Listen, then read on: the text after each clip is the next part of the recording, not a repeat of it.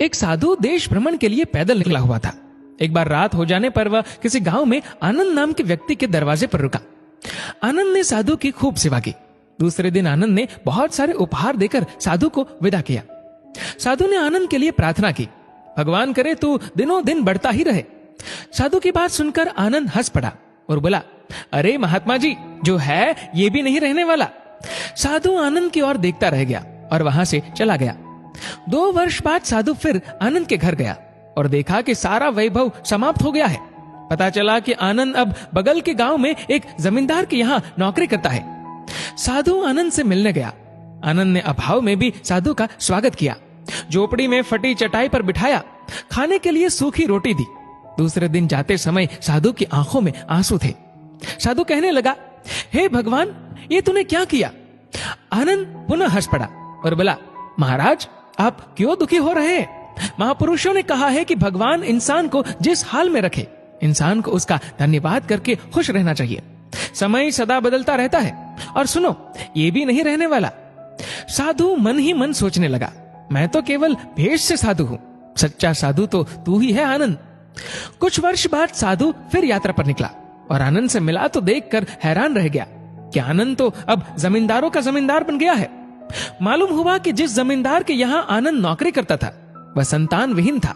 मरते समय वह अपनी सारी जायदाद आनंद को दे गया। साधु ने आनंद से कहा, अच्छा हुआ वो जमाना गुजर गया, भगवान करे अब तू ऐसा ही बना रहे। ये सुनकर आनंद फिर हंस पड़ा और कहने लगा, महाराज, अभी भी आपकी नादानी बनी हुई है। साधु ने पूछा, क्या ये भी नहीं रहने वाला? आनंद ने उत्तर दिया, हाँ, या तो ये चला जाएगा या फिर इसको अपना मानने वाला ही चला जाएगा। कुछ भी रहने वाला नहीं है, और अगर शाश्वत कुछ है तो वह है परमात्मा, और उस परमात्मा की अंश आत्मा। आनंद की बात को साधु ने गौर से सुना और चला गया। साधु कई साल बाद फिर लौटता है तो देखता है कि आनंद का महल तो है, किंतु कबूतर उसमें गुटरगु कर रहे हैं और आनंद का देहांत हो गया है। बेटियां अपने अपने घर चली गई, बूढ़ी पत्नी कोने में पड़ी है। साधु कहता है, अरे इंसान, तू किस बात का अभिमान करता है? क्यों इतराता है?